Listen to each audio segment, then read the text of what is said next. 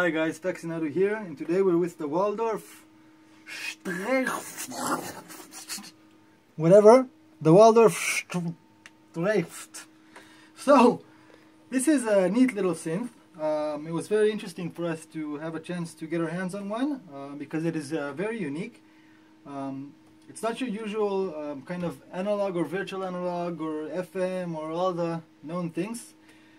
What it's trying to do is kind of put in a little box the whole thing that was going on in the 60s, 70s, and 80s, stuff like this big ass Yamaha over here and some Casio synths and some stuff like that, where you would have different sections where basically was like an electric piano, sort of, or an organ, and it would have different sections, and that they would be called piano, bass, synth, flute, and obviously there were none of that. There were just different sort of voices, and that era and that sort of synthesis had a sort of a unique character to it that kind of over the years was lost as we went into more advanced synthesis, you know. So a flute, today if you buy like a Korg workstation, a flute does sound like a flute on the keyboard, and a bass sounds like a bass, and a piano sounds like a piano, and so it's obviously we've advanced a lot, but we've kind of lost that sound. So this machine, what it basically wants to do is bring back that sort of sound in a modern sort of way, in a modern box, and to have it really accessible and useful for producing music. You know, it's not archaic like one of these huge machines over here. So, like I said, what it tries to do is all that sort of string sort of sound, as well as the sort of organ-ish electric piano sort of sound. So it has two sections. The left section is a strings section. The right section, which they call a solo section. And the strings are basically just all sorts of sounds that are more built for a longer attack and a longer release. I don't want to, they call it strings, but let's call it string type sounds, okay? And the solo is more percussive sort of sounds. Really kind of hard to describe exactly the sound itself. I'll let you hear it through the phone. It's obviously not ideal, but first of all, if we take preset, okay, the first preset.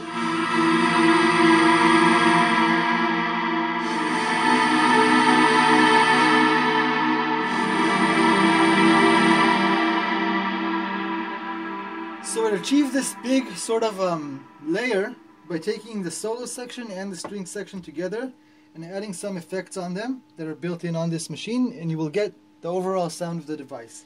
Now, before we get into, I'll let you know a little bit about the individual sections and all of that, but I just want to say that, for example, if we take this preset that I played right here, so this is obviously a full mix. It's utilizing all the aspects of this machine. This is why it sounds so rich and full. But you could, for example, get very narrow, turn off the effects, and get down to a raw sort of, it's an oscillator sound, but it's not in the sense that you're not picking a saw or a sine or a triangle, but you're picking from bass type, piano type, guitar type, synth type,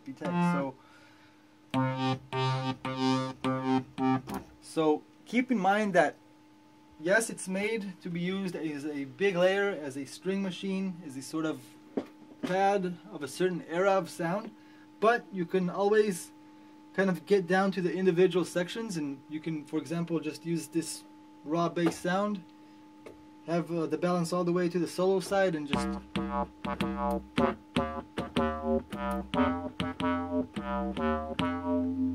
just use it to make a bass line.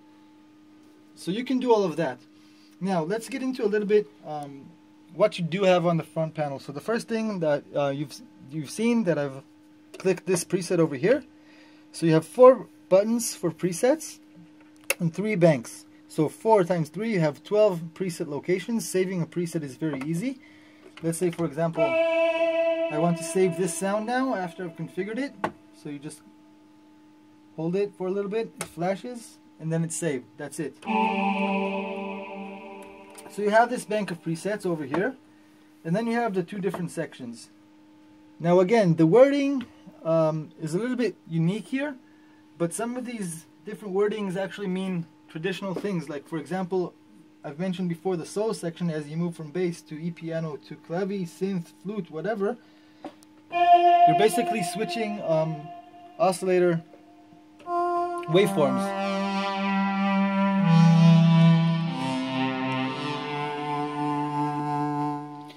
Now, some of the stuff that the solo section has, it's not just oscillators, okay? That's what I'm trying to say. Some of the stuff that the solo section has and some of the stuff that the string section has are different. So if we're looking right now just at the solo section, it has this oscillator thing over here. Then it has tremolo on it. Now it's just on this section. So if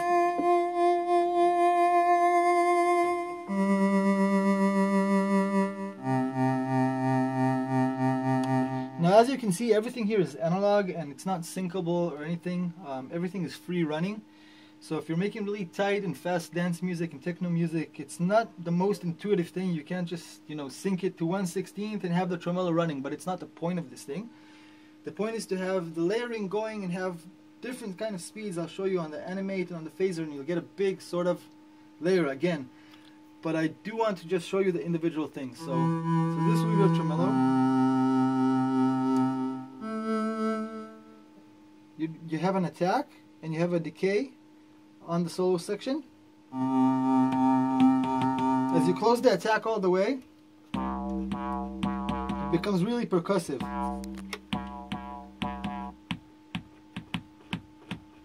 So you could actually make kick drums and stuff like that.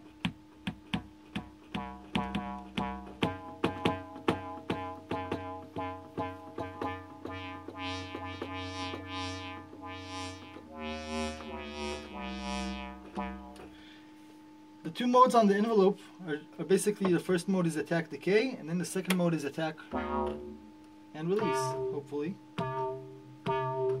There we go. Just sort of mellow release that goes down. Now, we do have a split over here for layers on the keyboard, for low, layer, and high.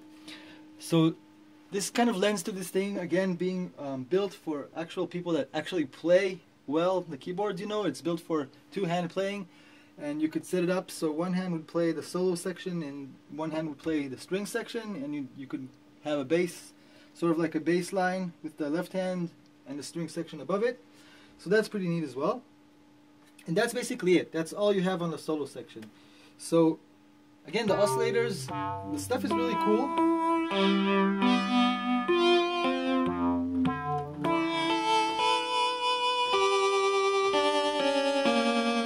But you have to understand, you're really limited to what they kind of had in mind that you do with this thing.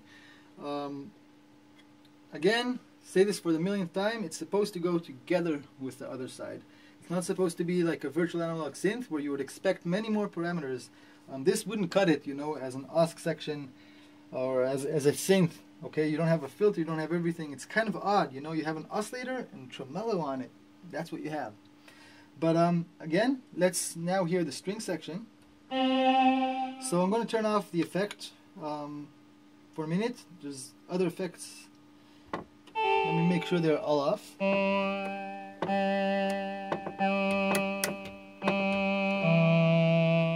So again, the string section has different types of flavors, let's call them, and string type sort of sounds. Now they call them by different names, I guess by the register and by the tone of the different sounds. So this would be called violin, viola,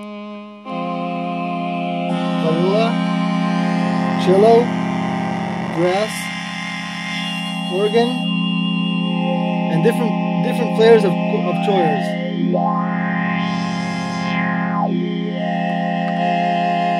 You have like an octave switch.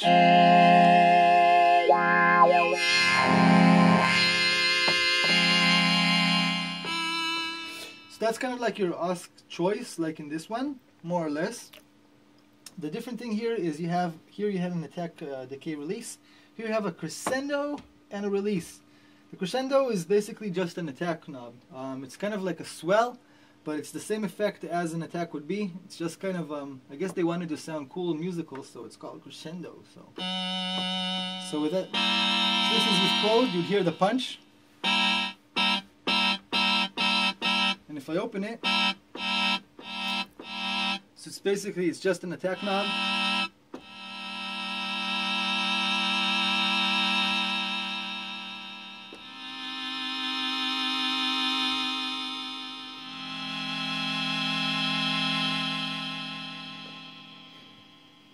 So that's all you have over here. The one last thing that you have on the string section is a separate effect. You notice here there's an effect section, but there's also this over here, the ensemble section. So what this does is really, without it, the strings are really kind of narrow, but once you turn it on, it's a whole new animal. Really kind of drowning it in a nice sort of chorus type of thing. And you have three flavors. They call one flavor chorus, one flavor ensemble, and one flavor string.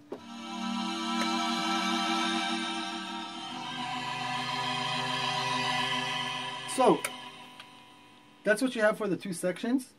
And then you have the balance knob. You can balance and play them together. You can have them, like I said, layer them across the keyboard for separate keyboard zones, or you can just have them play together and balance them with each other. So right now, this is layer 1, this is layer 2. I'm going to turn on the ensemble for the string section, put it on some further, and then this is the first one. So together they would be.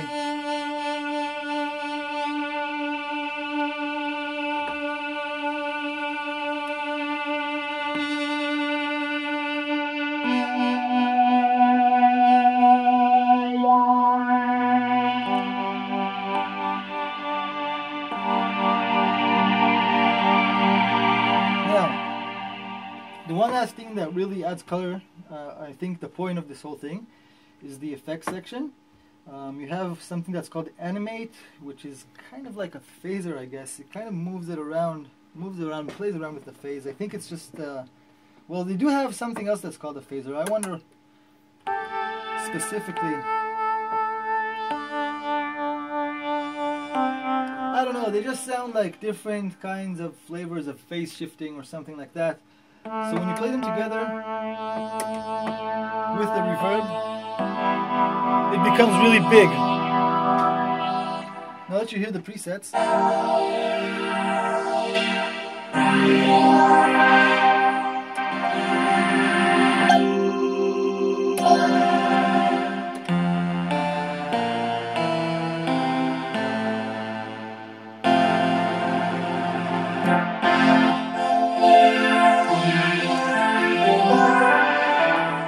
sounds are actually really cool, but let's talk a little bit about the usability. What's going on with this thing? So let's take a look first of all at the price that it's going for as of right now. $370 US, which isn't really cheap for a machine of this kind. You know, I've seen other reviews that say you do get a buck for your money. I'm not exactly sure. You know, it's a really cool machine, but if you don't own many synths, it's obviously not a buy for you, you know, because it's a really specific thing. It does what it does, and it doesn't do anything else at all, you know. Like I showed you before, you can take it over here and make like a bass line, but you're kind of defeating the purpose if you're doing anything else with it, and you paid $370 to do that little thing. If you're not making strings with it, don't get it. Now, if you are making strings, I don't know, do you want this, or do you want something like a Korg Triton or something that you can get used these days for even cheaper and have a ton of flavors at your fingertips? If it was $150 or something like that, it would be a no-brainer. I'd say, yeah, go grab yourself one. But for the price, I think it's a little bit steep, being that it's so specific. The plus side is the same as the minus side. You know, the positive thing, the pro is it's unique. The con is it's unique. So on the positive side, the strings sound great. I think even through the you could probably hear the richness of tone and the richness of color. So the sound is huge. It's really nice.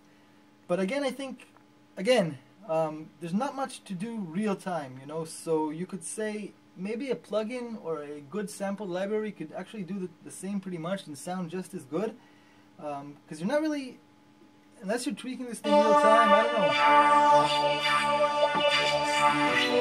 know. It's not really built for that, you know. There's nothing really interesting to do real time to actually justify, you know, it being a real time knob. So I'm not sure about this thing, you know. It's a funny machine. I'm sure the electronics inside are really unique. They have probably a lot of clever stuff going on behind it. I think the price is kind of what's bogging it down. One last thing I want to say about this, it's a little funny. As you see, you have a USB input here and a regular MIDI input here. Now, there's no power supply input here, so the power comes via USB. So I'm kind of thinking, well, that's strange, you know, because if I want MIDI and power via USB, if I don't want to use the MIDI cable, then you know, there's no need for MIDI here. But if I want to use MIDI, there's a good chance I don't want to use USB, right? If I want to, let's say, go live and connect just like a keyboard to it directly, I still need the USB for power. So why bother? This is a really strange setup. I mean, either say it's just USB and get rid of the MIDI, or have a separate power supply input on this thing so you can actually, I don't know, I don't get it. Maybe someone at Waldorf can kind of explain it someday, that would be cool. So that's the Waldorf Streichfett. I'm kind of happy I got my hands on one. I don't know if I would spend my $370 on one, but now that it's here, we have used it on some tunes, and I think we're going to use it a little bit more before moving on. So nice to check it out, the Waldorf Streichfett. See you on our other videos.